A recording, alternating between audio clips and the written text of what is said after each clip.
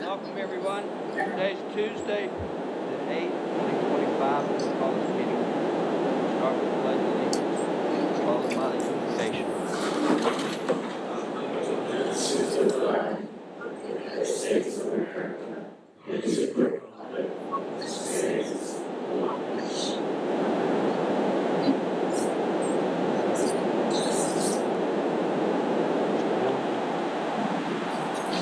Let's pray. Heavenly Father, your grace is sufficient. Your mercy is forever. Father, I ask now that you give us wisdom and guidance so we may conduct this meeting in an orderly fashion. Father, I ask that wisdom also give us the fortitude to be good stewards of your wish to serve Bluffton with kindness, respect, with dignity. Father, that everyone will be served. And Father, give us love and peace throughout our nation. These and all blessings in your Son, Jesus' name. Amen. Amen. Okay, we'll move to the adoption of the minutes. Have there been any changes? Yes, sir. Is there a motion? So moved. Is there a second? Second. All in favor? Aye. Aye. That's unanimous. Now we'll move to the regular meeting minutes of 6/10/25.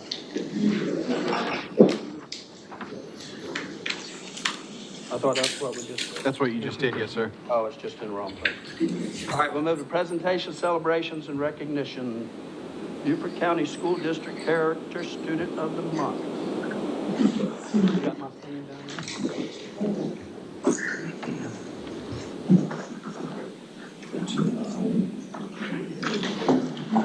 there? Antonio Santiago. Are we here? Yes, sir. Come on up. Teacher.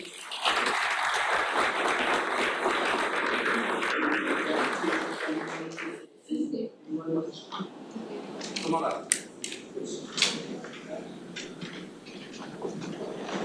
Athanasius, the first grade student, and Michael C. Riley, and his character trait of responsibility and cooperation. Y'all want to say a little bit about him and tell us how great he is? Well, I had the pleasure of teaching Anthony last year when he was in kindergarten. And he is an excellent young man. He has great manners, extremely respectful, and gets along with everybody. That's right. You want to say anything? You want to tell? Thanks for coming and seeing you get this back.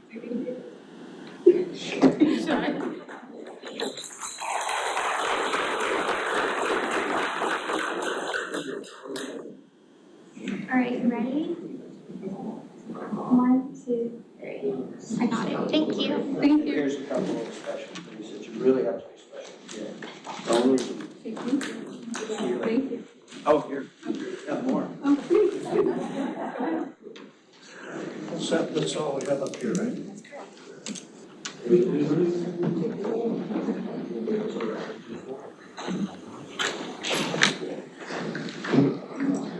Okay, up next we have introduction of new employees, promotions, and interns. Ms. Annie Evans, Director of Human Resources.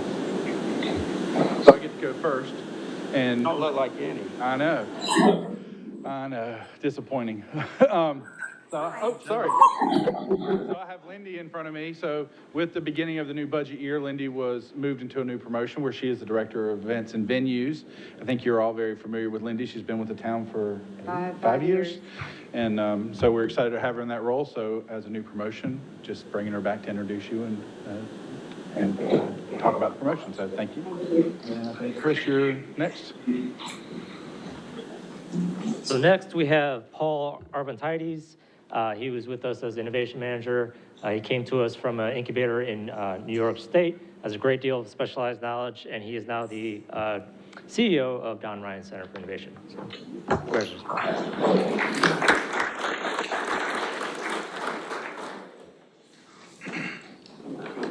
Up next, we have the town investment portfolio. We're not done yet. Oh, you got more? Sorry.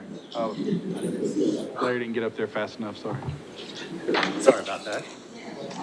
So we have Cynthia Mendieta. She is our public service worker too. She specializes in landscape. She's been with us for 4 months now, previously with the greenery. She's already been a part of the team, and we're happy to have her with us. great, love it.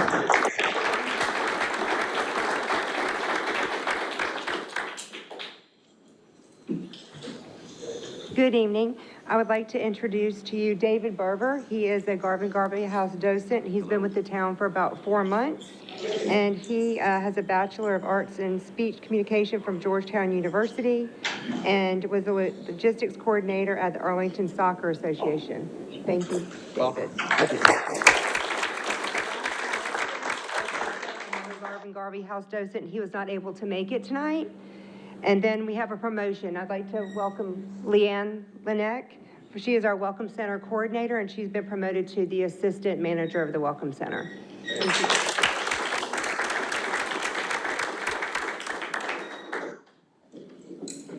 Unfortunately, one of my staff members was unable to attend, but I still want to recognize her promotion. Shannon Milroy was recently promoted to the budget and procurement manager effective this fiscal year.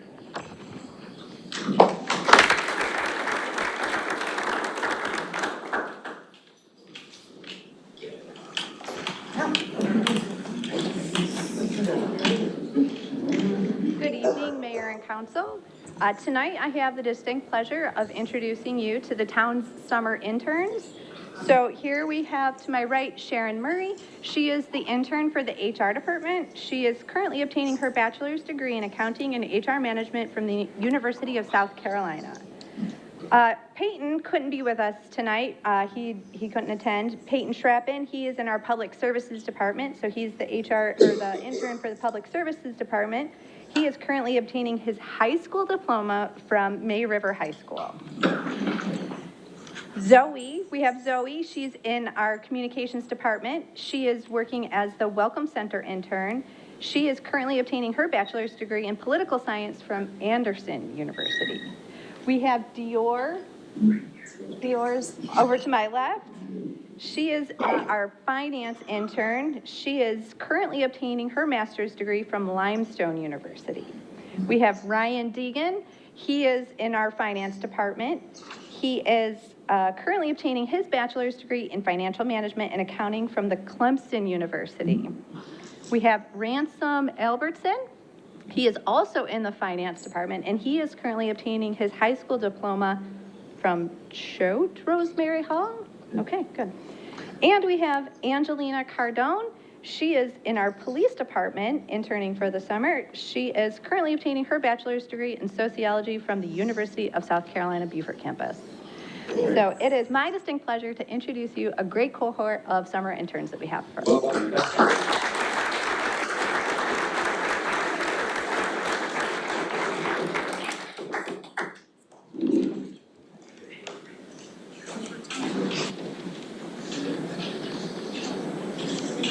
Good evening, Mayor and Council. For once, we do not have the biggest group standing before you, but happy to introduce our one new hire, Michael Smalley, who's coming up right now. Michael is from Deer Park, New York. He was an HVAC installer and apprentice with Pyramid Air Conditioning prior to coming down here. He is a police recruit, and I believe he goes to the academy next week? Yes, sir. Next week. Next to him is Ed King for promotions. Ed King was a police officer, and he was promoted to corporal effective in February, and he is a corporal over patrol. Terry Harden, he was promoted to corporal as well, and he is a corporal over school resource officers. Joseph Reinl, was promoted from police officer to police corporal, and he is a corporal over patrol as well as our K-9 units. And finally, Anthony Polo, he was promoted. He was our second intern right after Chris Cash, who was actually getting ready to complete FTO. And Mr. Polo is getting ready to go to the academy as well. He is promoted to the recruit position, and he will go to the academy with Mr. Smalley. So, thank you.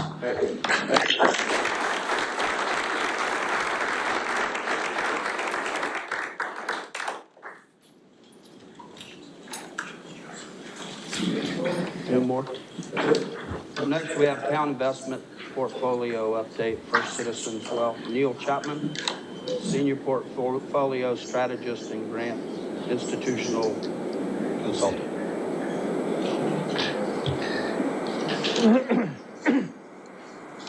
Good afternoon. I'm Grant Cato, Institutional Consultant with First Citizens. This is Neil Chapman, our Portfolio Strategist, and I want to give you a quick update. I'm going to let Neil talk about the forecast and economic updates for the rest of the year, and then I'll give a quick portfolio update as well. So, Neil.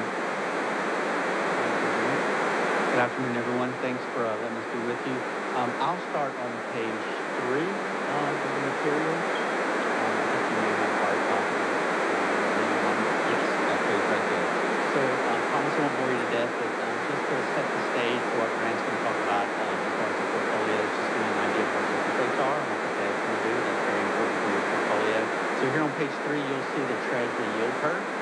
So the yellow line is where we are pretty much today. You'll see the date on this was actually June 23rd, but pretty much where we are as we sit here today. And then the blue line is where we started out the year. So you can see a fairly normally shaped yield curve. So the further you go out, the 3 and 4 and 5-year treasuries, the higher the yields are, except for that very short end of the left-hand side of the page. So those rates are still higher as we sit here today. So a little bit of an inversion in the yield curve. That's where the Fed does their work. And I'll flip to the next page and talk about that for just a second. So rates, again, normally shape a couple of pages back. Yes, right there. Thank you. That's pretty cool. Thank you so much. So just to talk about the Fed, not in too much detail, but the yield curve, as I mentioned, fairly normally shaped. Very normal also for history. So, if you go back just a couple years, people forget just how low rates were. So if you're in CDs or any of those type instruments, you realize how low rates were at the time. Rates have gone up across the board, and so we're more normal. So those yields that you saw there out to 10 years are pretty normal rates historically. That very short end of the curve, though, is when the Fed lowers rates, that's where those rates come down. And if you remember on that prior page, rates were sort of high still there out to 6 months or so in the yield curve. So here on this page, talks about the Fed, or at least the market expectations for what the Fed is going to do. And so if you look at what the market expects, today you can see there on the page we're at about 4.4% effective Fed funds rate. So in the prior page, that's where you saw that 4.3. So the actual Fed rate is somewhere in that range of 4.25, 4.5. That's how they talk about it. And so the rate is usually in the middle there. So the expectation is by the end of 2025, they're going to cut twice, and then maybe about 3 times next year. So that short end of the curve, one of the reasons you have a laddered bond portfolio, which you have, which Grant will talk about in a second, is you want to take advantage of those rates out there on the curve that we just showed you. Because one thing we know is that short end of the curve, those rates are going to come down. That 4.3 pretty soon is probably going to be 4 and probably be 3.75. So you want to have that laddered bond portfolio to take advantage of rates further out on the curve. We'll see what the Fed does. At least as of right now, the market expects a cut in September and a cut in December. So 2 quarter-point cuts this year. And I'll stop there. See if there are any questions. Let me know. If we could flip to page 7, kind of piggybacking on what Neil had to say about the Treasury ladder. Remember that we have 3 portfolios that are invested in 3 different Treasury ladders. So these are U.S. Treasury securities backed by the full faith of the government. The interesting thing about it is the town of Bluffton has been able to capitalize on some of the higher rates that we've had over the last year. So the first trust portfolio, you'll see that we have achieved an additional revenue amount of close to $1 million on that portfolio since inception. Fantastic looking at that trailing one-year return of 6.2%. As Neil mentioned, for those of us that remember when rates were lower, that's almost unheard of. So really a lot of that is timing and being in the Treasury portfolio at the right time. So impressive investment there. While we do expect rates to come down to the Fed over the next couple of months, the Treasury ladder kind of insulates the portfolio from feeling that full effect. Some of your U.S. Treasuries are still locked in for a number of years at over 4%. So this portfolio looks fantastic now and going forward. If we flip over to page 8, just a little more statistical data on the portfolio, you can see the par value of this portfolio when the U.S. Treasuries mature is at $16,370,000. So that will continue to be reinvested and generate more interest on that portfolio, but that is the current par value maturity of the portfolio there. That's the first portfolio we have. The second portfolio on page 10 is the hospitality tax portfolio. Recently new investment, but we were still able to look at some of the Treasury rates that were really attractive and create a ladder around that. So you'll see that this portfolio currently has generated over $150,000 in revenue and looking at a par value of over 5.3 maturity value within the next year. So we expect to see as Neil mentioned, a normalized rate of return, but the forward-looking yield to maturity on that portfolio is 3.88%, and that is that maturity value. So that's locked in going forward, once again, insulating us from those rate cuts that the Fed will have over the next 6, 12, 18 months. Final portfolio that I want to touch on is the bond revenue portfolio. This is for the project, a park project, and this is a portfolio that has been used to facilitate that construction. Interestingly enough, as the funds were sitting there, they were still earning interest. So this portfolio on page 13, you'll see that the yield to maturity, and this is a forward-looking rate of return on this portfolio, is still at 4.32%. So while those funds are being used for the construction project, they were still generating income for the town of Bluffton, and that's been a nice way to buffer that spend and have additional revenue while those bonds were sitting there during that construction process. So those are our three portfolios. Right now, the ladder, the duration of the ladders are in great shape, anywhere from 0 to 3 to 0 to 5. Once again, that's there to insulate against Federal Reserve rate drops, and we expect to see these portfolios to continue to perform along that route. So I'll open up to any questions on the portfolios. Questions from council, Ms. Frazier? Yeah, I have a question. Thank you for the presentation. Very informative. Also, great to know where we stand. I would also say it's a great reflection, I believe, of our finance department and those stewarding those funds. But if you could speak to how, for those who may be unfamiliar, how our Moody rating, our AAA rating, how it impacts our portfolio. Is that something that has made us more amenable in our portfolio? Is it an advantage to have that? Well, this is a portfolio that's built on U.S. Treasuries, so it's not something that's going to affect the portfolio like it would if it was a corporate trust entity.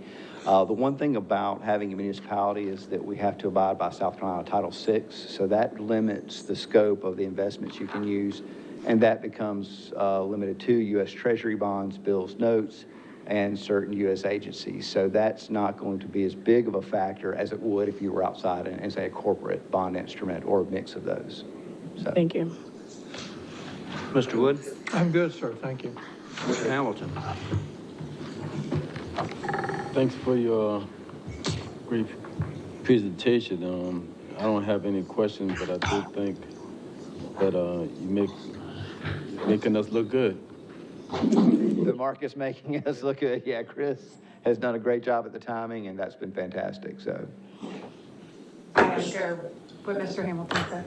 Great. I just want to add in thank y'all for that, and thank you to Chris and Natalie, for doing this. This makes a lot of sense to me when you have money sitting there that you have plans for, that if it can work and grow, It just makes good common business sense. So thanks for all you've done to make this happen. Thank you, gentlemen. Thank you all. Okay, up next, we are moving to public comment. If I can have my little speech here. During public comment, each speaker is limited to a total of 3 minutes per meeting, regardless of whether the person is speaking on their behalf or as an agent for others. Meeting attendees may not donate, transfer, yield, or give all or any portion of their speaking time to another person. All public comments are to be conducted from the podium and directed to the town council as a whole and not to any member thereof. All speakers shall be mindful and respectful of those participating in or present at the meeting. Speakers shall be expected to be civil in their language and shall refrain from comment or behavior that involves disorderly speech or action, name calling, personal attacks, threats, obscene or indecent remarks, and or disruptive actions. All speakers shall confine their comments to the issues under the jurisdiction of this town council. Speakers shall not use the public comment period to promote or advertise awards, businesses, services, goods, or candidates for public office. Any speaker that violates these rules and protocols for the public comment may be ruled out of order by the presiding officer, which is me, and the person whose comments have been ruled out of order shall immediately cease and desist from further improper comments. The refusal of any individual to desist from further improper comments may subject the individual to removal from the meeting and or a citation under section 2-49 of the town code. Those people that are standing in the back, you're making me tired. Please come sit down. Plenty of seats up here. Thank you. Up first, and before we even start calling these, when you approach the podium, please speak into the microphone and give your name, your address, and whether or not you are a Bluffton, town of Bluffton resident for the minutes. Up first will be Andrea Presley.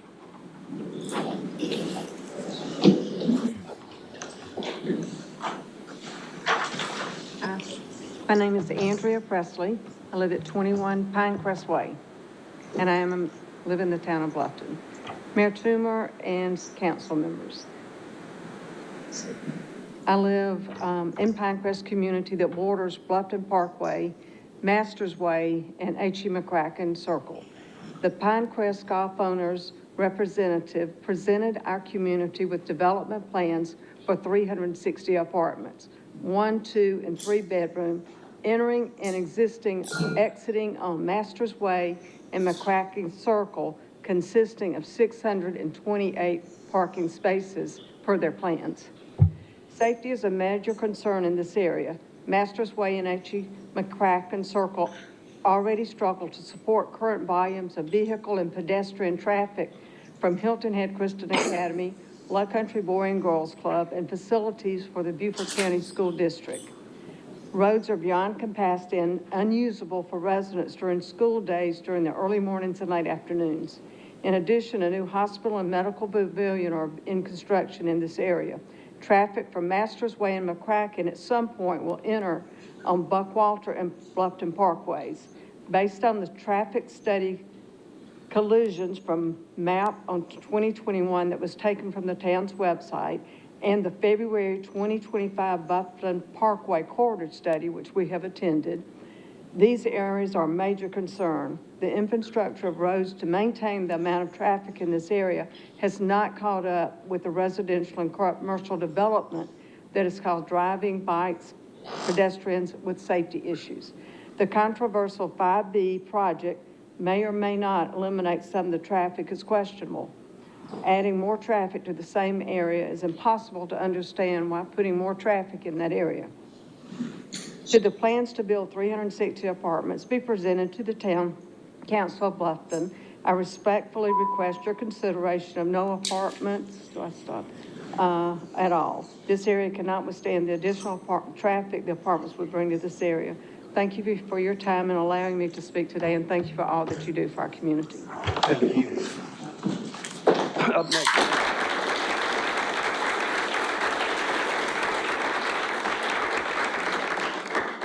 Next, we have David Cowart.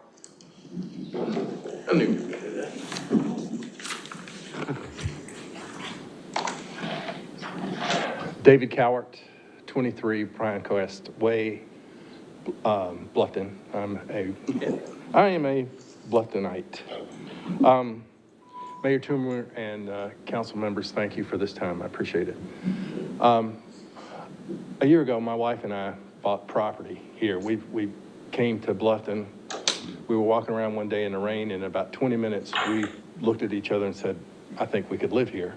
So here we are. We made it happen.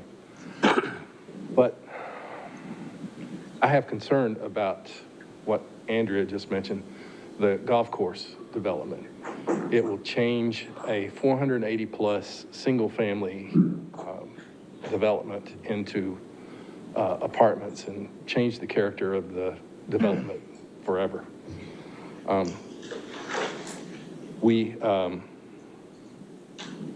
In February, pardon me for looking at my notes, in February, Mayor Toomer, you came and spoke to our HOA meeting and said, basically, no way, no how, I'm not in favor of it, council's not in favor of it.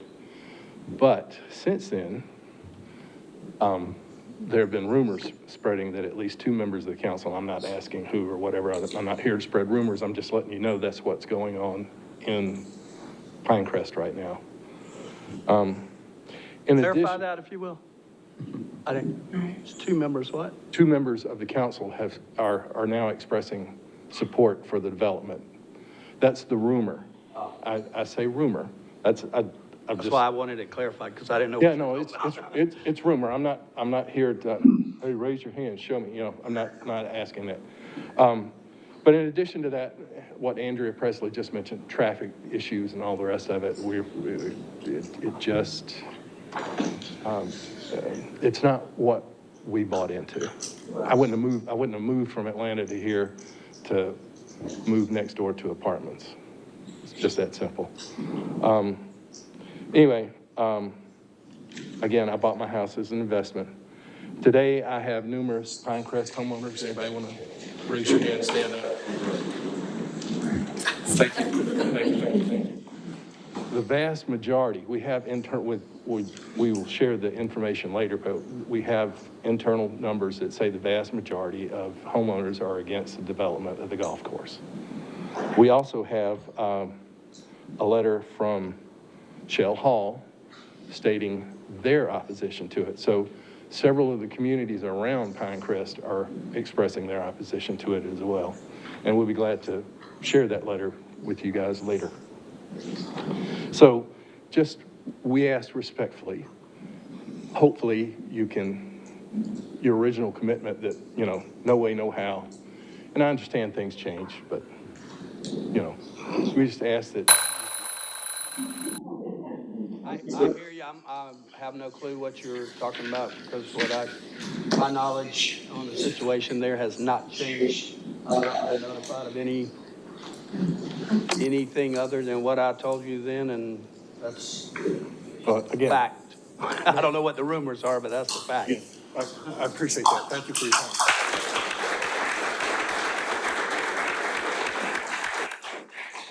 Up next, Mr. Ezekiel Jordan.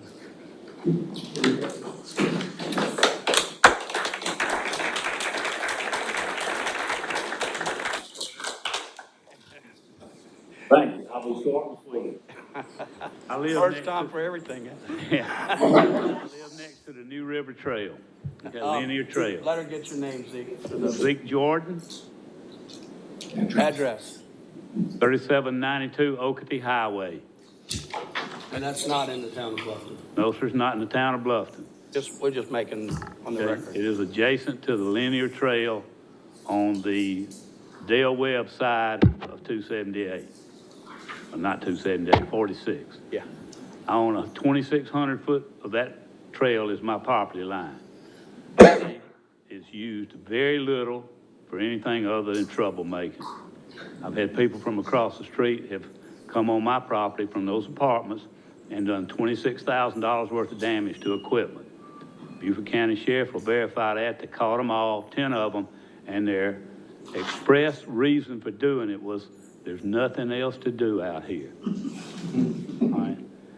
I think the money that's going to be taken to do that linear trail on that section up there, which just goes all the way up to the power line easements, is all it is, can be spent a lot better on sewer, water, other things that the town has, can use it for. We've got people that got septic tanks that are flowing every time it rains, or overflowing sewage into the yard. That's the primary thing. And I know I'm in that business, and it sounds like I'm trying to drum up business, but we need to clean that up, and we got folks that can't afford to tie their lines in, and that money could be spent to clean up the septic tanks. That's Thank all. you, Zeke. That's all I need to say. Thank y'all. Sir, thank you.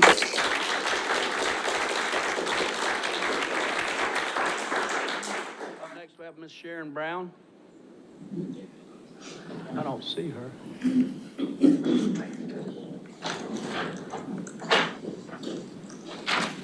Up next, we have Skylar Jewell. I think I pronounced that right. Perfect. Great. My name is Skylar Jewell. I'm at 27 Pioneer Point, near the linear trail. In the town or out of the? In the town of Bluffton. Just want to thank you and everything that all of you do. One of the things that when I first moved here in 2017 was intriguing to me about Bluffton is the rule on the tree line that is maintained between businesses. And everyone that came to visit me was always confused on where to go to certain businesses to see things. And I said that's part of the nature, and that's part of what enchants people who are in Bluffton. Part of that, I think, is needs to be reviewed for the linear trail itself. It's a naturalized trail that was built on a rail bed that is already fortified, can be ridden on. There's people who actually will illegally ride dirt bikes and take things on that trail. And I think further establishing it creates more traffic and more ability for people to use that, similar to what we heard before, for illicit purposes, or to congregate, or to be able to go different places. I'm a huge proponent for the parks and the development of the different green spaces that have been developed. And I think the Old Carolina property that is under, that was mentioned before for, I guess, the apartments and the pieces near Pinecrest could be a significant investment into not only a park, but also pavilions, disc golf. I'm a big disc golfer. But also a public space where people could congregate that allows for that continuation of a beautiful green space for the town of Bluffton. I don't know what purchasing that or what that would look like, but being 15 minutes outside of the town and the linear trail itself, I think the original PUD was conducted back in 1998. And so the black rail is actually a bird that has potential habitat in that area. That was listed as endangered in 2020 and threatened in 2018. There has not been an environmental impact study to developing the new Riverside Trail. So if it is a plan to do so, I would ask that we come together and maybe look at any potential impacts along with all of the houses that have been built, the different stormwater drainage areas that have been rerouted, and the natural areas that have been taken away, just to understand the impact of development, further development in that area and consideration for development in other areas. Thank you. And what was the name of that bird? Clapper rail? Black rail. Thank you.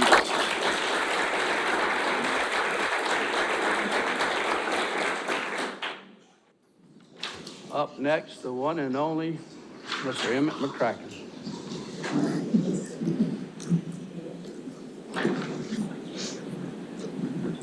Who ran the 5K the other day because I witnessed it.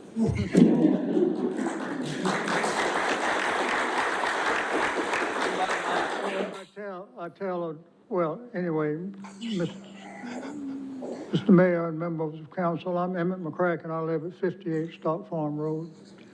With respect to 5K, run is not the operative verb. It's a combination of a number of things. Anyway, I wanted to thank the staff and council for the determined and speedy manner in which they took to fill the seat in the Military Enhancement Committee. That seat was just vacated last month, and you are, as best I can read the agenda, you are prepared to fill it tonight, and I never recall government having moved that fast. So congratulations. But Walt Nestor, as you know, is a solid representative, and I hope he will enjoy your unanimous support. And unrelated, completely unrelated to this, I don't know whether he's still here, but this is the first time that I've ever shared the podium with Zeke Jordan, and I think it's quite an honor to be able to do that. I haven't seen Zeke in a long time, but he's a great fellow, and thank you very much. Thank you.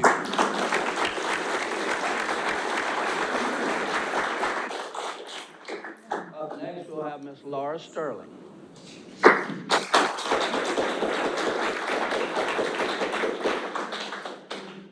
Thank you, Mayor, and thank you, Council. Name and address, and if you... Laura Sterling, 113 Foreman Hill Road. It is not in the town of Bluffton. It is unincorporated Beaufort County. And I would like everybody who's here for the linear trail and to see a little less pavement in Bluffton, if you could all just stand up behind me. I couldn't get 200, but I tried. 24 hours is not a lot of time. You know how hard it is to get two people to come to a county meeting or any meeting. So I'm really proud to see all these people at this meeting, I'll be honest with you. I'm going to hand you all these pictures in a minute. These are just pictures that verify some of the information I was sharing on Facebook. I want to clarify that I do not call names on Facebook. I moderate my page. It's almost like a news page. And when I make mistakes, I take them down and I let folks know. I'm a bit strong in my opinions. And this trail is very important. And so what I'm going to do is I'm going to read real quick the letter, or as quick as I can, the letter that got me going. And the gal and several people called me, and that's what happens and why I get involved in things. It's not because this is fun. I live right by, this is from Jen McCarthy, and she, you'll hear in the letter who she is and why she wrote the letter. I live right by the New River Linear Trail, and I've walked it almost every day for 5 years. I've seen it in every season. I've seen dirt bikes rip through it. I've seen people mow it so short the plants never grew back. I've seen folks shooting guns into the marsh, and yet this trail is still one of the most alive, beautiful places left in Bluffton. There are more dragonflies and rabbits here than anywhere I've been in the low country. Frogs sing at dusk. Birds nest in the reeds. I hear voices and radios float across the marsh. Cattails sway in the wind. It feels like what this area used to be before everything got bought up and flattened. So when I hear people are thinking about paving it, my stomach sinks. This trail deserves better. I'm the horticulturist at the Coastal Discovery Museum. I take care of breed butterflies. Sorry, dang it, don't beat me. Hold on, it's this dang phone. I ran over it with my truck before I came. God help me. I'm a certified beekeeper and used to be a lab manager at Clemson in a plant pollinator lab. I have a biology degree from USCB, and I've spent years building real habitat, not just pretty landscapes. I work with experts, and I'm actively learning how to write grants. I've submitted several, and I'm always looking for ways to bring in support for native planting, education, and conservation work. I know how to design gardens and trail plantings that are native, beautiful, and useful to wildlife. This trail sits on top of what used to be the New River Plantation. It was a rice-growing operation during the colonial period and later became a railroad corridor. You can still see the old irrigation ditches and the raised train bed. And look, people were enslaved here. That is not something I'm trying to honor or preserve in some romanticized way. I'm going to finish if that's okay. I'm saying, I drove all the way from Virginia for this. I'm saying we have to accept what happened and use that truth to make something better, something honest and useful, something that teaches people how to take care of land instead of destroy it, and something that respects all people and creatures, whether black, white, a bug, or a plant. And it's not just about the past. I've photographed this trail in seasonal highway for the eastern lubber grasshoppers. I've seen them made out in the open on the trail. They need that space, not pavement. All right, that's enough. We got your message. Okay. But you can read all of this on my Facebook. All of it's here, and I would like the whole council to consider changing what your plan is.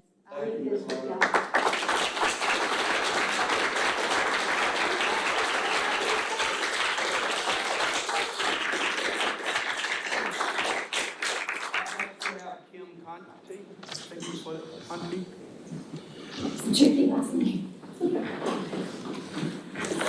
Good evening, Mayor and Town Council. Kim Conti, 90 Big Bluff Road in Bluffton.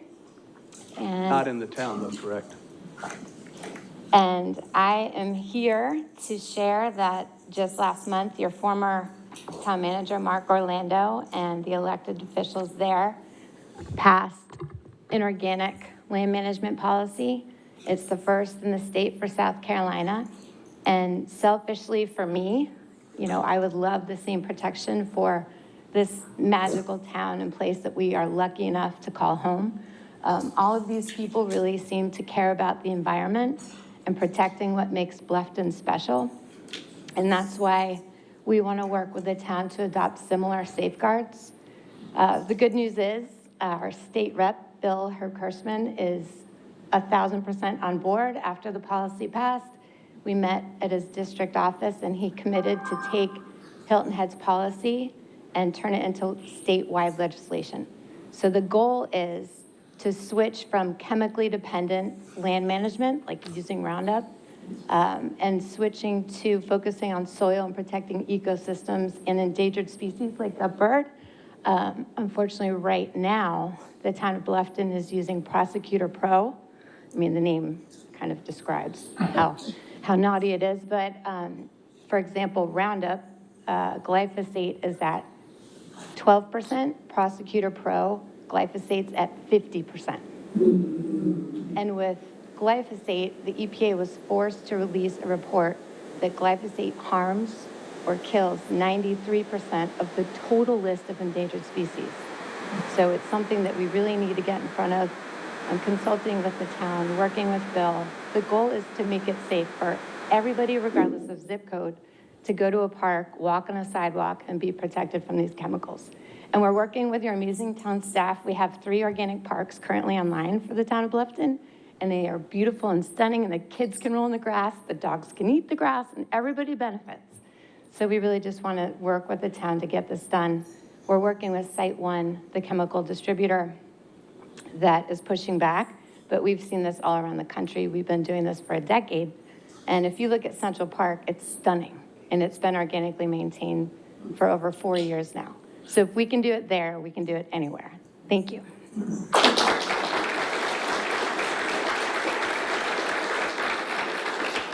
So public comment is now over. We'll move to communications from mayor and council. Start with Ms. Frazier. I don't have anything. Mr. Wood. Mayor, I just want to commend the staff again for a good 4th of July holiday period we had. And I would like to take, maybe us consider in the future, to move communications from the mayor and council ahead of public comment. But, because this is what happens. But anyway, I just want to say it was a fun time down at the park at the Wright Family Park. And I didn't go down to the Oyster Factory. I'm sure there was quite a crowd there. And I just want to say, I want to commend staff as well as the town manager. All these events that we do throughout the town, whether it's the music, it's the playground activities for the children, all of that is what a sense of community is. So I commend everybody for doing a great job. Thank you. Great. Mr. Hamilton. I usually don't respond to public comments, but today I will.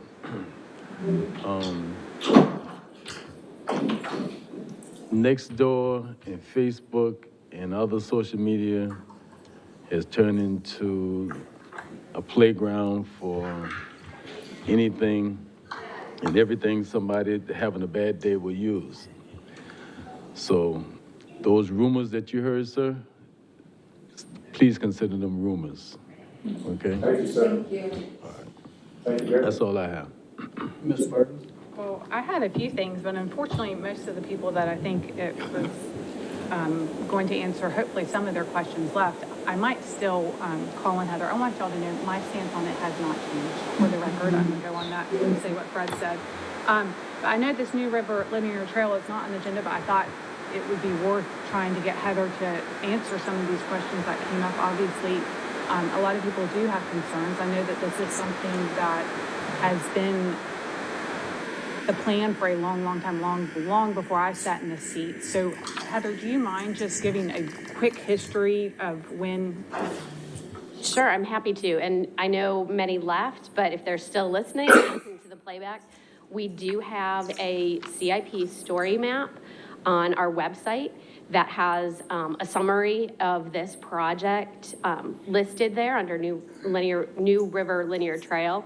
So a lot of the information, if the public would like to go to that and look at that. But really the project was contemplated back in 2003 when the master plan for the New River Linear Trail was conducted. And in that document, there is suggestions and lists and recommendations, and it even goes on to say the width of the pathways to meet ADA compliance and different surface materials that are appropriate. So those were recommendations. So that was contemplated, and I was not here then either, but discussed way back at the beginning when it was initially donated as part of the Jones Estate Development Agreement, so that New River Linear Trail. It was also shown on the concept plan as far as a linear park, and it's been shown as that. Now, the details of what would be done with that, not in the development agreement, but it is discussed in the narrative, and then again, further outlined in that master plan. Then going further, it's been on the CIP priority list that's been brought to council from Planning Commission for the last 5 years, and then also included in the budget. We've had meetings with the Beautification Committee throughout that time. Part of strategic plan. All of our CIP projects are listed in our strategic plan and also updated and part of the website and that document that everyone can see. So it has been contemplated for a while. For the past 2 years, we were not required. It is not a federal project. So an EIS, an environmental impact statement, and also NEPA does not apply. This is not a federal project. We did receive our permits from DHEC, now DES, I think, but all of those permits were obtained late 2004, early 2005. So all of that has been received. So again, all of that has been contemplated. The design, it follows that same path as the rail bed and then also the utility easement. So there's no additional impact as far as trees being removed or things of that nature. The goal is for ADA compliance, to get more people to really appreciate that unique environmental features, the rice fields, the New River, things like that. We also had the groundbreaking for the Green Flush bathroom facility, which is, the environmental sensitive bathroom that we had out there, which we had our groundbreaking last year, I believe. And so that was part of that first phase of the project. So that's a brief summary. I'm happy to meet with anyone who is just recently finding out about the project to outline that history. But again, staff is moving forward with those budget approvals from council. Last month, we did award, with council's approval, award the contract to begin the construction of the project.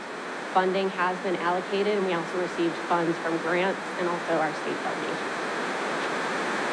So just to confirm, the 10-foot asphalt was defined in that 2003. It was recommended to meet ADA.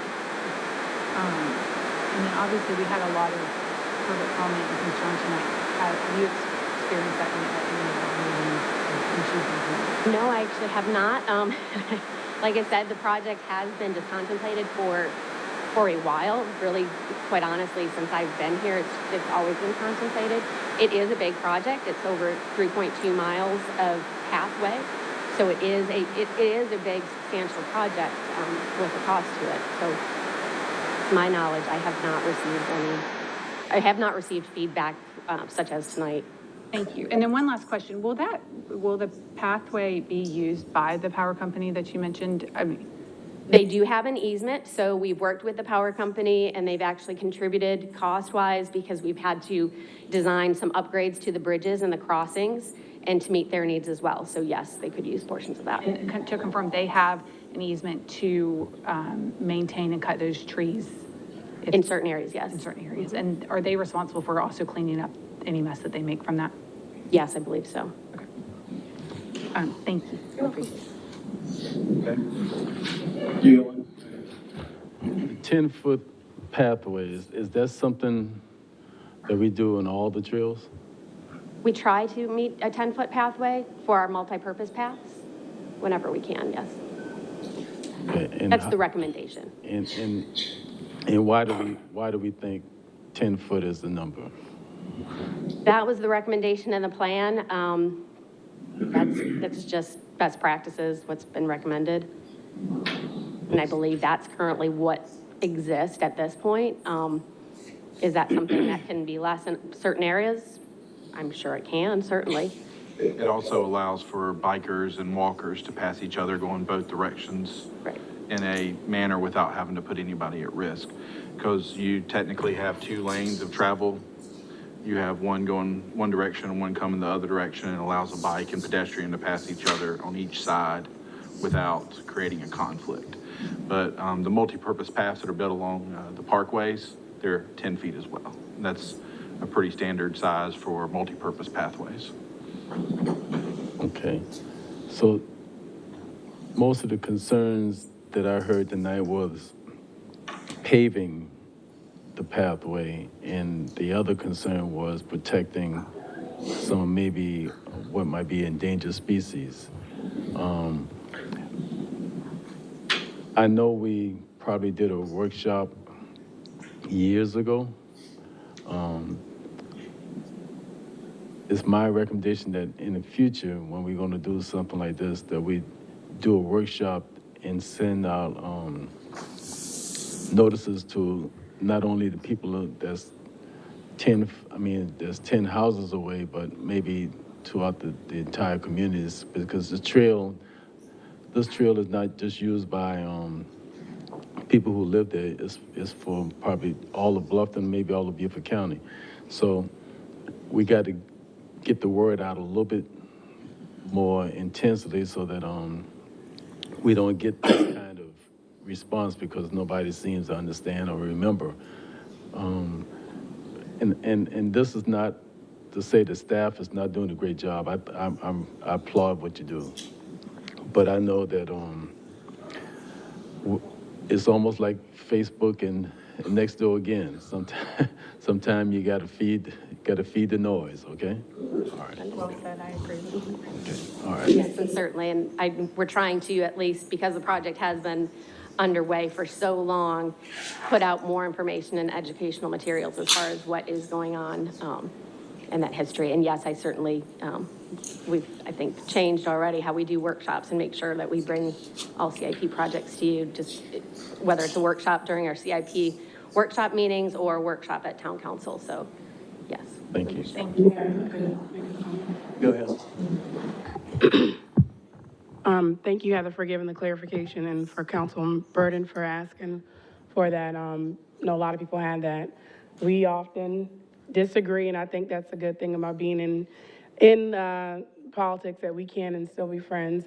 I would comment I wanted to offer, and I would disagree with Councilman Hampson in the sense that it's great to see how passionate, our residents are when it comes to the concerns of projects and things we have coming up that are going to affect them. But what we've been seeing a lot lately is that while we have passionate voices, we also have those who've given into misinformation that a lot of times creates a level of mistrust and sometimes disdain even for government. as well as those who are actually stewarding the project. And I would say one thing that Bluffton has done in my time on council and even the time before is making sure that projects do meet the aesthetics not only of the town, the feel of it in a way that is sensitive to everyone. So where someone might see asphalt as being another way to, disturb the natural habitat, well, we do and are an inclusive community. And so a person in a wheelchair or a person who has accessibility issues should be able to access the features and green spaces that we have. A comment that was made in terms of their other uses for the money. I'm sure people saw a big ticket number and would want to see that go elsewhere, as we do have other needs, but grants are earmarked for a specific purpose. And while we would like to find another way to put that, that money, that price tag of the $2 million cannot be used in any other area intended for the purposes that that grant was written. So I would encourage those to always come in and ask questions. We have an open door policy here at the town of Bluffton, not just at a council meeting, but with any department, with our town manager, and with council. And anyone who asks questions, I would encourage them to follow that pathway. Please stay off of social media and sensationalism. A lot of times it leads people down a rabbit hole that becomes more bad than good. But I'm glad to see that with this project, we are being sensitive to the environment, but also keeping it an inclusive space for those who need to access it. Anything, Mr. Wood? I'm good, sir.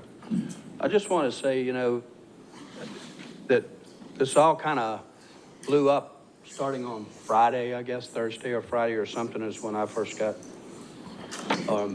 wind of it, so to speak, on Facebook. I understand why nobody wants anything improved in their backyard. It's the same thing we deal, everybody agrees we need affordable housing, we need childcare facilities, we need more parks, public parks and everything, playgrounds, but not too close to my house. It's what we deal with every project that we do. Even when we were doing the park, Wright Family Park, as beautiful as that park has turned out to be, and as thousands and millions of people that go there enjoy it, we went through heck trying to convince people that we were trying to do something good that people would love and enjoy forever. We weren't trying to do anything but good. And my intentions on this trail from the inception of it have always been satisfy these people. For my 12 years or so that I've been sitting up here, I've heard tons of people approach us asking us for trails, bike paths, build us something where we can stay off the dangerous highways. So for all this to pop up, just this quick after all these years on the books, I understand, and if I had a magic wand, I could try to make everybody happy on both sides, but I think we have to stick to our plan and move forward. And hopefully everybody will get used to it and enjoy it, and that's all I can do. So, thank you. Thank you. Up next, we got workshop agenda item, Performing Arts Feasibility Study Report. Ryan Johnson, Project Manager, Johnson Consulting. 3 minutes, sir. No, I'm just kidding.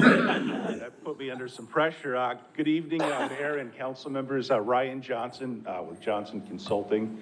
I'm a practice leader for our Performing Arts and Convention Center practices. And introduce yourself. Hi, Council. Thanks for having us tonight. I'm Ryan Fetterman, also with Johnson Consulting. I'm going to be leading our presentation tonight. So we kicked this project off in March with Chris. I think we met with a couple of you back then, and we were looking at the feasibility for a performing arts center here in Bluffton. Just to give a quick background on our firm, Johnson Consulting has been working in the industry for almost 30 years.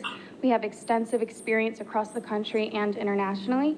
Ryan and I have just wrapped up projects in Cornelius on the Kane Center, where we were involved in the initial feasibility study and updated business planning after they opened. We also just wrapped up 2 other projects in South Carolina, a Performing Arts Center study on St. Helena Island, and an optimization of operations for the Spartanburg Memorial Auditorium. The focus of the study was a Performing Arts Center feasibility study based on the comprehensive research that we conducted and the stakeholder outreach. There is a clear demand and a strong strategic case for developing a flexible, multi-use cultural and civic venue in Bluffton. The proposed venue would have 2 primary demand verticals. One would be performing arts and entertainment, and the second would be the flexibility to host conferences, meetings, and social events. The multi-purpose capabilities will ensure that the venue is utilized as much as possible.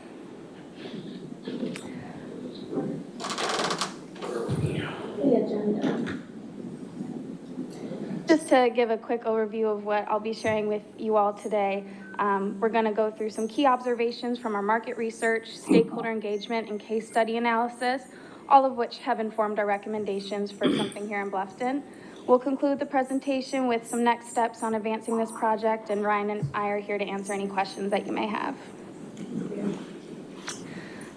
As you all know, there has been explosive population growth in the last 5 years, with a near 200% increase in population over the last 15 years. The area also features prime demographic attributes to support quality of life assets, further substantiating the case to develop a multi-purpose venue.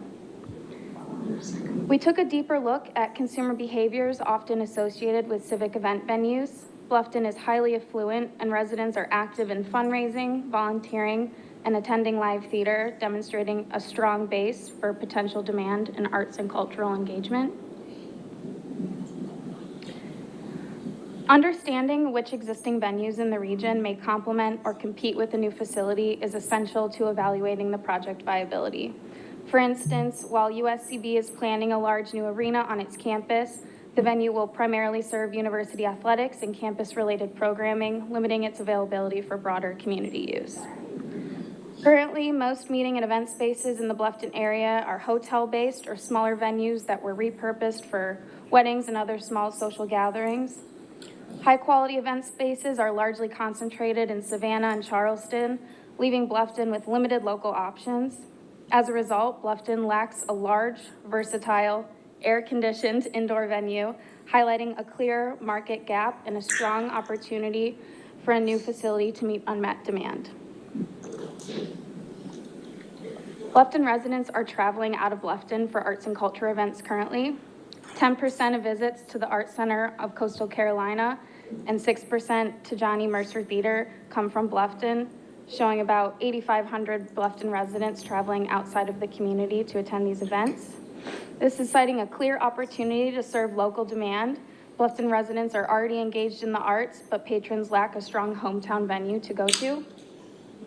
A new well-programmed facility in Bluffton could capture local and regional audiences, reducing travel outflow and enhancing community access, bringing additional visitors to the Bluffton community as it rises as a central regional hub.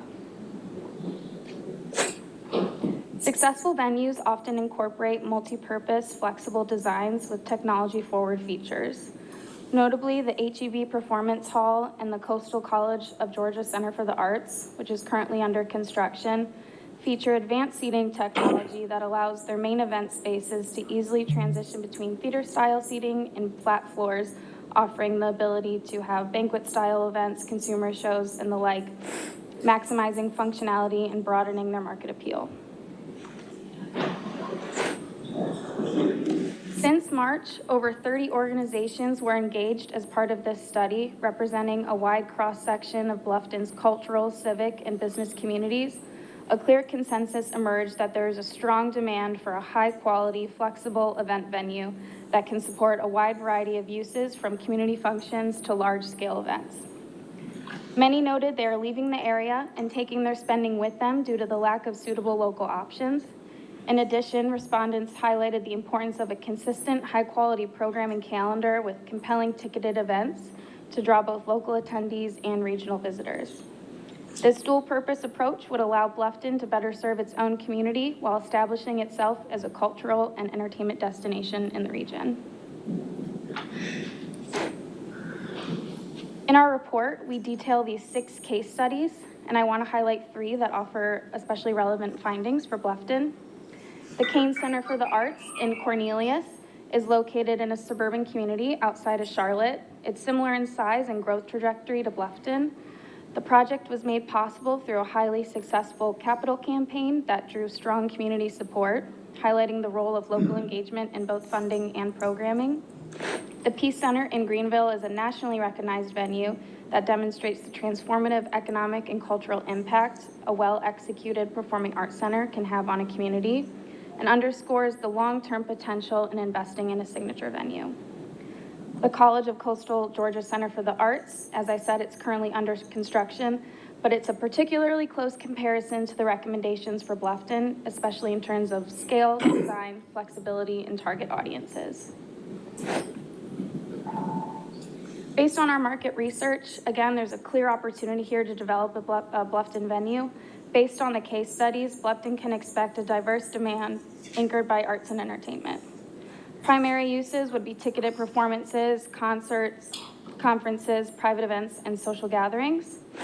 Secondary uses would be civic events, internal town use, and education and cultural programming, including arts education classes. The goal is to activate multiple demand layers to maximize usage and revenue generation. It will be super important to collaborate with tourism agencies, local businesses, schools, and philanthropic donors. Those partnerships are critical for driving utilization, funding, and long-term support of the venue. And I think, one other point here, really having multiple different demand layers is a really critical component of our strategy for this project.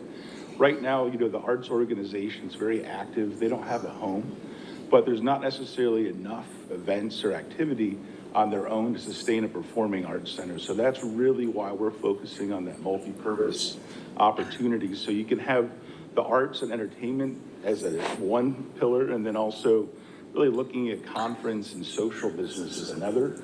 And I think it equally important is arts education. You saw all the children here today, this evening, and really, there's a lot of, growth, not only in Bluffton, but in the surrounding areas, and Bluffton's a natural central location. So we think not only can you serve, your residents, but also looking at potential partnerships with surrounding communities to have an anchor facility for the region here in Bluffton would be a real opportunity.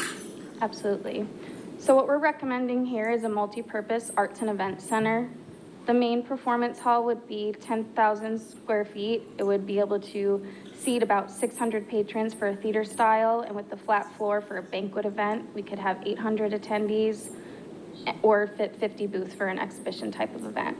There's also going to be a secondary theater or breakout space with a net square footage of 3,000. Whatever configuration, we can fit up to 175 seats in there for meetings, breakout space, rehearsals, and arts education.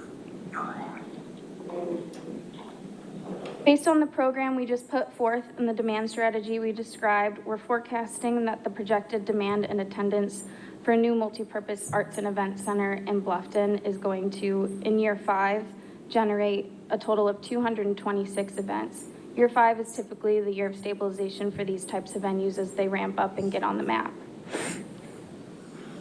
These 226 events are expected to attract nearly 55,000 attendees to the venue. Again, the top demand generator here is going to be external rentals and the high volume of classes. And, I think the level of activity you're seeing here that's being projected, these facilities really anchor developments. And they, if you have 50,000 people coming to this type of project, they're going to do things before and after events, and that really causes additional development. So we really see these facilities anchoring mixed-use developments, and then also can potentially lead to the additional development of hotels and other supporting infrastructure to really support them as they mature and go forward. Like I mentioned in the beginning, this phase of work was really about figuring out if the market can support a venue like this, and if so, what should it look like and what types of events could happen there. Our findings suggest that there's a solid opportunity here supported by both the market demand and the community interest. Next, we'll move from concept into more detailed planning, looking closely at how the venue could operate day to day, what the finances might look like, and what it would take to keep it running successfully over the long term. As we keep moving forward, it's important that all parts of the planning, financials, site selection, and programming continue to inform one another. Reconnecting with stakeholders and building the right partnerships will also be key as we get closer to making this a reality. Bluffton is in a great position to create a venue that not only serves the local community, but also stands out as a cultural and regional destination. Happy to answer any questions. Thank you.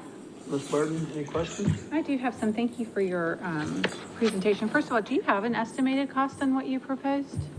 We do not. So this really was looking to make sure, so the approach that you all took, I think, is a good one. First, understand if there's a market that can support this type of project. And we've answered, we believe that there is. So now the additional planning steps will identify the financial pro forma as well as a cost estimate for how much the project would cost. So we have not developed a rough order of magnitude or any type of cost estimate yet. Okay. I mean, this is not something that I'm saying I don't think that we need, but I haven't heard anybody ask me for this, whether it be in my position now or just in the circles nobody's ever asked, oh, I really think Bluffton needs a performing arts center. I hear sports fields on a very, very regular basis, more activities for kids to keep them from getting in trouble. More open space. I think we all hear less development and growth. So as you talk about more development, I mean, our constituents want us to slow it down. So for me, this is a little bit tough one because I feel like there are other things that are higher priority for me than at the moment a performing arts center. I also am concerned, I just feel like quite often you hear about these performing arts center and how they struggle with funding and financial stability. And so I worry a little bit about that. Would we be getting in overhead or something that we're constantly putting money into to keep it financially stable?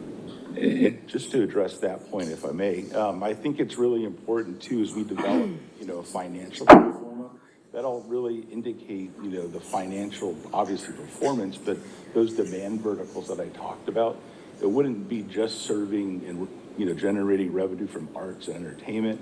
It would also be having things like conferences and social events. And those also have a very high, spending profile from a food and beverage perspective.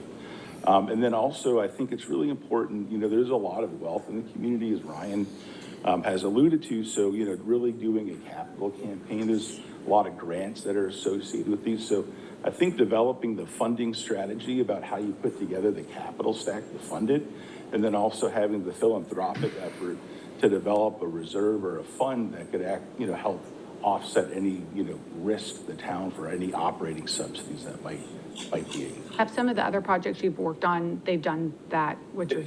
They have. So financially, I mean, do you have a ballpark number of what it cost them on some of the other projects you did with similar size as us and what the revenue? Sure, yeah, our case studies, and we'll have in our full report, which I think has been issued, we go through the actual revenue and expense statements of those case studies, but, depending on how you structure the overall funding model for it, you can have if you have a reserve fund or a philanthropic component to it, that can offset subsidy. Sometimes is, break even to losing, $250,000 to $500,000 a year potentially. This is a smaller scale facility, so we think it's more of a break even to a small loss. And then I think the other component to that's the economic activity that occurs. So there's a lot of economic impacts and fiscal impacts as a result of the activity that occurs here. So it generates additional tax revenue, it generates additional visitation, and they spend a lot of those resources. So there's another lens to look through as how these projects can be funded and sustained. You can't even give me a ballpark number on what it might cost? In terms of the development costs? For the building. Our other Compared projects. to some of the other projects you did, like what did some of those? Other projects, well, the Coastal Carolina project, for example, Coastal Georgia project, that has a development cost of about $25 million for its development. That was the one in Brunswick that you? It is. Okay. Yep. And how big is that one? It's similar to what we're recommending for you all here. It's actually a little bit bigger than what we're recommending. Mr. Hamilton. Emily, stay out of my Facebook page.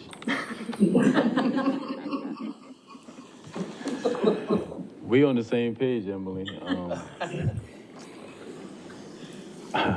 I'm not, I'm not ready to sign off on a project like this, but have you spent enough time in Bluffton on 7 o'clock to 9 o'clock in the morning and 6 o'clock to 8 o'clock in the evenings? Yeah, I have, and I understand what you're alluding to with the traffic and the challenges there. So yes, I understand that it's a real challenge. Yeah, but if we had this center, then everybody'd be there. No. Driving on the road. No, they have to get to the center. And they have to come to Bluffton to get to the center. We really need more transportation issues resolved before we can try to bring in more traffic or moving around. So this is probably light years away from us. But, you know, having researched this, the areas that you were successful in getting, how were their transportation system? I'll use Wake Forest, North Carolina as an example. So they have an existing facility, very dynamic, fast-growing community. They also have a lot of the same transportation and road challenges that you all have, right outside of Raleigh, North Carolina. And they have an existing facility called the Renaissance Center. And that's, basically an adaptive reuse of a grocery store they turned into a performing arts center space. And that has a capacity of about 600 people, which is similar to this. So on a Friday night, Saturday night, when those event activities would be occurring, there's usually 2 to 3 people per car, when they're coming to an event like this. There's Uber. So there's other, transit options that people find their way to these types of spaces. So that existing facility has been very well received by the community. And we're actually right now working with them to, basically replace that with a larger facility just because of the needs and how much they use that space. So to answer your question, the impact from a traffic perspective is pretty low on something like this compared to, the 5,000 seat arena, for example, will have a much larger traffic impact versus 600 people attending. My last question, what area would you recommend? So we did not look at any specific sites. We did do a driving tour to see sites that could be available. So we really don't have any recommendation at this point on a site location. Thank you. May I go back to what you brought up with that Wake Forest, and you said that was the 600 seat? I just pulled that one up real quick. Was that one really 43 to 53 million dollars? The original. That's what it says online. So I was just, that's Correct. a lot of money. So it is, and they they're developing partnerships and strategies to do a lot of the philanthropic fundraising. So the town there is actually hoping to cover, a third potentially of the capital cost out of that total capital stack. Mr. Wood. Oh, we look a lot alike. Y'all's heads both First of all, a great presentation, very in-depth work. One thing I was curious about on your population forecast for Bluffton, it looks like in 2029, the numbers went down. I didn't understand that. Yeah, I can address that. Those numbers are pulled from ESRI and not the census. They also, I don't think, take into consideration the planned residential development that the municipalities have a handle on. It's just a extrapolation of historic population growth. So we'll make sure to have our population projections in line with the numbers that you all are familiar with. Well, I like the work. I want to say that, and for me personally, I know we all have our own views and opinions, which you're hearing. I have heard the performing arts question come up when Councilman Harry Lutz was on the council. I've heard it from the former chairman of county council and other committee members that I sit with on some other organizations. I think it's obviously in the cards for us maybe down the road somewhere. The cost aspect of it at today, yes, I understand that. I look back at the Rotary Community Center, when we built that, the town was different than it is today. No one could envision, because there was no place to even go to have a family reunion or go to even have a wedding. And so now all kinds of activities are taking place there, but the people who lived there at the time couldn't see that. And fortunately, Rotary built something that ended up working for all. The other thing we're doing as a council is we finally have started to dip our toe into the art arena. Some may not agree. I think that's wonderful. It adds character and charm and charisma to every community. So I think as you watch communities grow and evolve over time, these are natural pathways, which is art, and what you're proposing, whether there's a need here in Bluffton or not for a performing arts center. So you didn't come here asking whether we needed to build it today or where. You came here just to say that your study indicates there's a potential possibility of it for the community at some point. So with that in mind, I embrace it from that perspective. I'm not prepared mentally to go any further than that today because, again, the cost, figuring out where you would put it. I mean, I think we need more discussion on this topic as a council going forward to figure out when, where, how. So, but thank you. You did great work. Thank you, appreciate that. And by the way, I'm going to go to the Peace Center here in September if things work out for me. Thank you. Same thing, great presentation and great gathering of information. You had all the groups seem like who have events or would have an impact here. I see this on a different side than some of my colleagues. Definitely know it's not something that's going to happen in the immediate future, but it is a need. On two different sides, I have attended all of the high school graduations here locally in the past 4 years, and I've been rained on probably 4 times out of those years. And recently almost had a delay with Bluffton High's graduation, and the chair of our local school board made the remark that it would be nice if there was some type of center to accommodate that, only because if it does rain out, then you run into the event of each graduate gets 2 tickets. And if, families traveled, how do you decide who gets, those 2? On the other side, I'm a part of an organization that hosts an event each year for the last 25 years. And the town of Hilton Head gets all of our money. This year, we sold almost 1,000 tickets for this charity event. And so it would be nice to have a center and a space in our town to accommodate that. I know a lot of people have trepidation in terms of building and adding more things, but it's also on the flip side of that when we don't respond in a way that the entire community is looking for certain facilities, then we exclude some folks. If, many of us had our way, I do remember growing up in the Bluffton where there was 1 grocery store, no hotels, 1 restaurant, and no shopping markets. And most of the people here would not be in Bluffton if it looked that way today. And I loved it then, I love it now, and I think with it being a feasibility study, it's good to be able to put data to not just saying what someone would want to have, but actually having the support from community stakeholders and what they want to see and how that would look like. And I'd also be interested to know in your funding plan when you make these proposals to communities that it includes the idea that it's not just the responsibility of a municipality, but looking at other things where it could be giving naming rights, to corporate sponsors, or it could be in a way similar to like how they funded In-Market Arena, which also gets a lot of our residents who travel to attend different events and things there.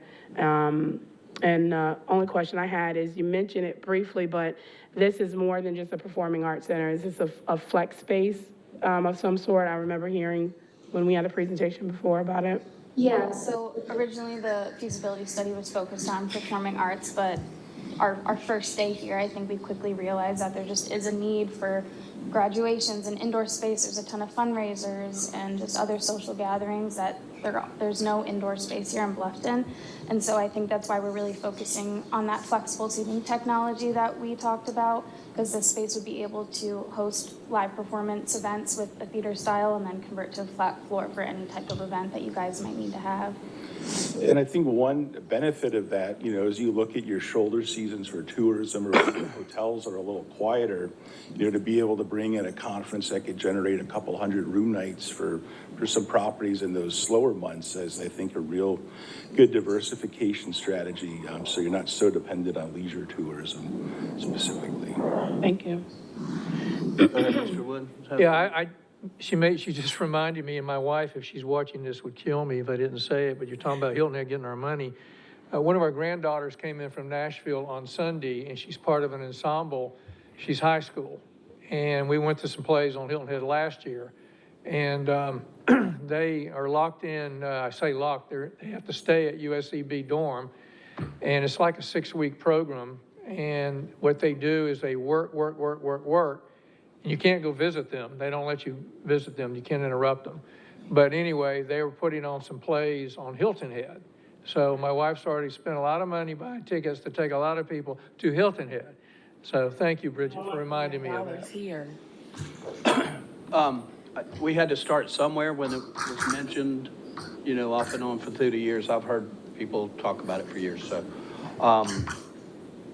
personally, I have a little different outlook I think that the town ought to send council to one of these that y'all are very familiar with so that we can go and experience in person and we can get to know maybe the leadership there and get some real good information from, the facts, not the projections, but this is what we do, this is what works, this doesn't work. Just get more an education.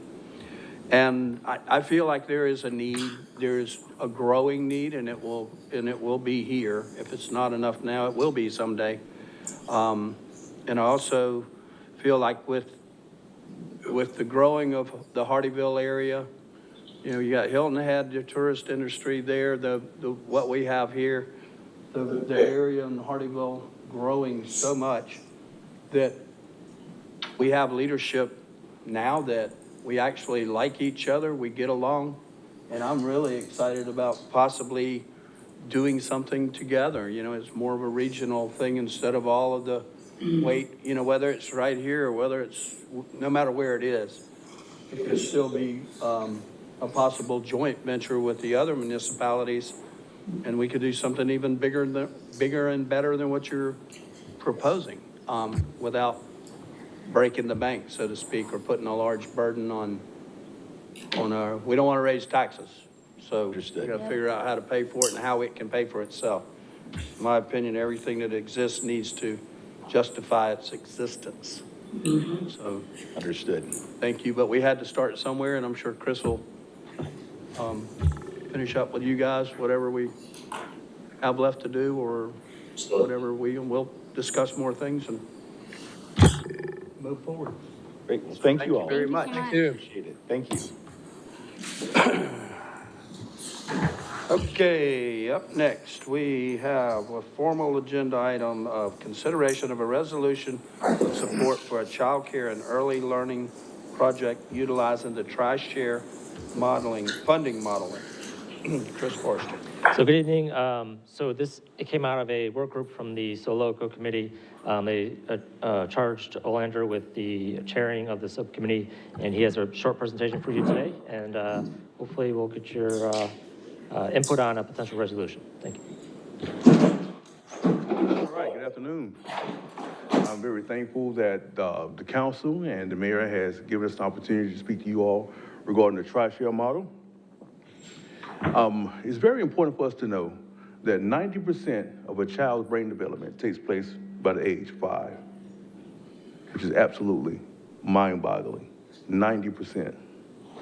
Now, oftentimes use this image to showcase a lot of different scenarios, but when you think about 90% of a child's brain development taking place by the age 5, that's an indicator that our adult personalities are oftentimes shaped by what takes place when we're children.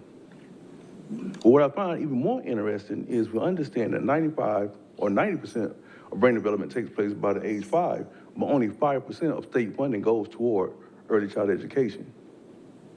That's absolutely mind-boggling. 5%, but we're talking about 90% of brain development taking place with these children. But one of the things that we wanted to talk about, again, my name is Orlando Lewis, forgive me. I am the director of the Head Start program here in Beaufort and Jasper counties. I also serve as the president of the South Carolina State Head Start Association, and I'm also the chair for your early childhood task force with Soloco. And we were charged with identifying specific solutions regarding the child care crisis that we're experiencing here in the Low Country. And one of the strategies that we identified that would be a usable and feasible solution that we could tackle would be the tri-share model.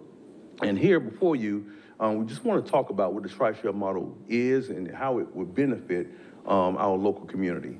The tri-share model is a public to private partnership. It is shared between the employee, the state, and the employer. And again, when I say it is shared, we're talking about the cost of child care shared between those three entities. It's a parent choice option, and then it could be administered locally, and it could also be administered by the state as well. We currently know that DSS has made this proposal to the state, so they're looking to be the statewide administrator of this particular model should it be adopted. But let's talk about what exactly is child share. What is the whys? We're looking at this being a model that can be used for parents who fall in between the low to middle income range. We have some parents who do not qualify for child care subsidies, but they can't afford child care. So we want to make sure that these families have options for child care.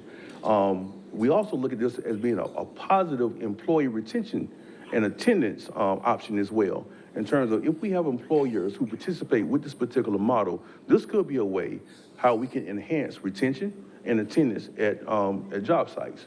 Increase affordability options. We believe that this particular model will give us more options in terms of parents being able to afford child care in our area, which of course will impact our economy. And one of the things I don't think we're thinking about, but I wanted to propose here is it's a possibility to enhance child care quality. Oftentimes you have child care entities that may be struggling because they are not receiving payments on time and those type things, which impact their ability to operate. But if we have a model in place that counters that, we could see a great impact or a great increase in the quality of child care. I want to skip down to the final bullet point because if we enhance what child care looks like, we could potentially impact positively kindergarten readiness scores. We see in the state of South Carolina that the KRA scores are low, and that's not good. So we want to make sure that we put models in place that do address that. But then I want to skip back up here to the bottom bullet point, which is addressing the child care crisis. We want to make sure that we have something in place that could counter what we're seeing in terms of the child care crisis here in the Low Country. And we believe this is a model that could be feasible. Now, we want to talk about some models that have been utilized and been executed successfully. So I want to talk about Michigan. Michigan was the first state to actually spearhead this particular model. They piloted this model in 2021. It now reaches 59 of the 83 counties. And they took it on as a state model. As you see, it says current 489 children from 376 families. And then also the future projected is 7,500 children across 5,000 households. Of course, you know, it took some time for them to get this initiative going. And we actually I sat in on a virtual call with them, and they talked about, you know, what this model looked like and the beginning phases of it and those type things as well. But I also want to introduce you to Noble County, Indiana. They put an investment, this was a local county entity that put in an investment of $50,000 with the county economic development income tax to generate monies at the local level. So you can see this being executed at the state level, but then also being executed at the local level as well. Kentucky, House Bill 499. You see in 2022, they did the Employee Child Care Assistance Partnership investment, and they put in $15 million to execute this particular model as well. Then we see the same thing in North Carolina and also New York as well. So the possibilities do exist. South Carolina has not embarked on this particular endeavor as of yet, but it has been proposed, and it was proposed the latter part of last year. And what we want to do here with our particular SLOCO Child Care Task Force is make the proposal that each municipality that participates in SLOCO adopt this as a resolution. Before you, as you see the current breakdown, most entities who are using this particular model, they do a divide in terms of 33% per entity. So you have the employer who is paying 33%, the employee who is paying 33%, and then the state also kicks in 33% as well. So this seems to be the model that has been executed across multiple entities. So what are some of the benefits? Of course, we're talking about affordability for families. We understand that here in the Low Country, we're very proud of our prices in terms of our land, and sometimes, you know, we have individuals who can't afford, you know, those type things. So if we can soften the blow, so to speak, especially when it comes to child care, make it more affordable, we believe that this will be a benefit for our workforce here in our local economy. Consistent, timely payments to providers. You know, once again, you know, if you have child care entities who are in existence, obviously to provide a service, but also to make money. And if those funds aren't coming in routinely and regularly, that does impact child care's ability to provide services. Workforce and life balance for employees. And also increase recruitment and retention for employers. If you have employers who are participating in this particular model, this could be a selling point for them to recruit more quality employees for their particular program or for their particular franchise or business, or whatever the case may be. And again, we stand before you today to talk about the fact that we would like for you all to adopt this resolution. You have it, you should have this in your packet. Not only just to adopt it here in Bluffton, but then also we would like to have local municipality support so that we can take this back to the state so that they could look at the Low Country as being the test pilot for this particular tri-share model in the state of South Carolina. So I just want to open the floor for any questions, should there be any. And I would like to also introduce my team. We have Ms. Jody Levitt, who is here today, John Score, who's also here, Tom Hines, and then we have Mr. Dan Wood, who also works with us as well. Would like to open the floor for any questions, should there be any. Questions, Ms. Frazier? No, I don't have any. Mr. Wood? You've already picked up the resolution. And first of all, there's no money involved. This is a resolution to carry to get state support. Yes. You've already gotten to the SOLOCO organization. You've received some resolutions from which communities? Well, right now, we presented to Hardyville. This is the second entity that we've presented to, but we know we've received support from Hardyville specifically. Right. So the I expectation. thought Port Royal. Did you not receive from Port Royal yet? Not as of yet. I was told on yesterday by one of the council members that they will look to put us on in August. Okay. And then Beaufort? We haven't heard anything from Beaufort Okay. as of yet. All right. Have you presented to them yet? We have not. They haven't asked for a presentation? Not as of yet. So you would be our second, third, if you count SOLOCO, and then Hardyville, and then. And then if you get these resolutions, Representative Erickson, are you still working with her? Yes, we still have contact with Representative. All right, and she owned child care facilities, and she's been an advocate at the State House. And I'm assuming, I don't know whether you would deliver the resolutions to her or whom. Well, our expectation is that some of our constituents here in the local area would put some pressure on our state entities to push this through for us. Gotcha. That's the expectation. Mr. Hamilton? You sure Dan is on your committee? I didn't know it till I saw it in print. I called Stephen, I said, I didn't know I was on that committee. Solid partner.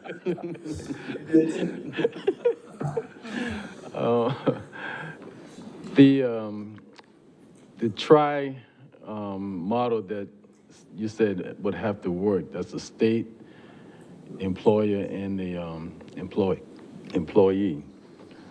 But you said the state have not adopted it yet, right? They have not. I know, as Mr. Wood stated, Sharon Erickson sits on a committee, task force, at the state level. And DSS, I was there, this was the latter part of last year when they did a presentation regarding the tri-share model right before we adopted it as a solution that we would like to execute here in the Low Country. But they have presented this to the state, and there was discussions about them accepting it. And if they do accept it, they would be the administrator of this particular model. And our expectation is if the state does accept it, that we be looked at as the pilot here in the Low Country of this particular model. Should a municipality not want to take it on themselves? Okay, let's say the state accept it. Do they have a income bracket that they would recommend that could be a recipient of this? Well, it would have to be established by the administrating entity. But what we do know is the eligibility that they've been looking at from other states are those families who do not qualify for the child care subsidy, but do not make enough money to comfortably afford child care. What is that number? What is those number? I don't know. I don't have that information, but that's something that we can get over to the council. Is that something that your committee is for the research, or that's something that the state research? Well, what we can do is we can actually contact DSS and see what numbers that they've identified will be feasible for the state of South Carolina. That's all I have. Thank you. I think some of my questions were on the same line. Obviously, I think this is something we can all agree on is an issue that needs to be solved. So thank you for coming to us. Thank you. Thank you for having us. Presenting this. With the daycare subsidy, is it am I correct that it's a percentage of AMI to qualify for that? You know? Sorry? A percentage of the AMI is how you qualify for the typical daycare subsidy? It's based on income. And so most likely to qualify for this, it would be greater than what that is, but less than, Yes. I mean, so either 80 or 100% or something that it Somewhere would along be those lines, yes. AMI based. Hilton Head, I didn't hear you mention, have you presented to Hilton Head No, yet? we have not. Not yet. So we've only presented to only 2 municipalities, and that would be Hardyville and the town of Bluffton. And you don't have plans to go to Hilton Head yet? Well, if they call us, we will be there. I know Mr. Score, he's working, in that community. So as of now, I don't think we have I don't think we've presented to the town of Hilton Head. No, we've met with them individually, but we have not made a full presentation. We're waiting to be put on that agenda, and then we'll be invited. Excuse me. I thought Hardyville, Hardyville's approved this. Yes. Hardyville has. Yes. So we're just basically making our rounds and doing a formal presentation to each municipality. Yeah, so basically, all we're doing with this resolution is just showing support for the cause. Yes. And trying to give you backing or support, or whatever you want to call it. So when you go to the state level, they hear our voice as well as yours, and the importance of trying to get something put together. Indeed. A pilot program or some type. Yes, sir. And then also, we're hoping that some of our policymakers here in the Low Country will go back to the state and also echo, what you heard and how we could possibly be a strong pilot entity, for this particular model. Okay. So we have a motion or anything else from council that? That was quick. Is there a motion? Would anybody like to make a motion, I said? I'll make the motion. On the screen, or you want to read it? I want to read it first to see if I want to change anything. I move to approve the resolution asking the Beaufort County State Legislative Delegation to support a project pilot implementing a tri-share funding model to improve access to child care. Is there a second? I'll second. Any discussion? All in favor, say aye. Aye. Is that for everybody? Yes. Bridget? That was unanimous. Thank you, sir. Thank you. Great presentation. Okay, that moves us on to our consent agenda. Is there anything on the consent agenda that any of council members would like to discuss or remove? If not, is there a motion to approve? So moved. Is there a second? Second. All in favor, say aye. Aye. Aye, that's unanimous. Is there a motion to move into executive session? For legal advice regarding contractual negotiations involving the Vertier View Development Agreement pursuant to South Carolina Freedom of Information Act 30-4-7A2. And legal advice regarding emergency declaration pursuant to Freedom of Information Act 30.4.70A2. Is there a motion? Is there a second? Second. We are in executive session. Into your executive room. Executive room.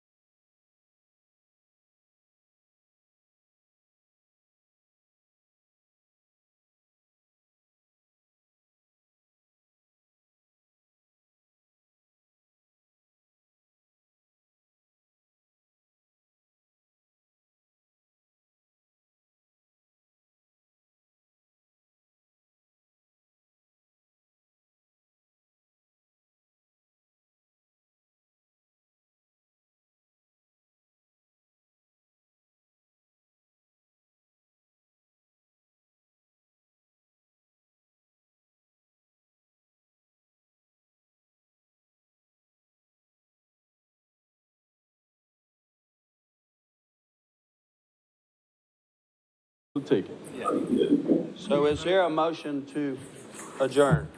Signs,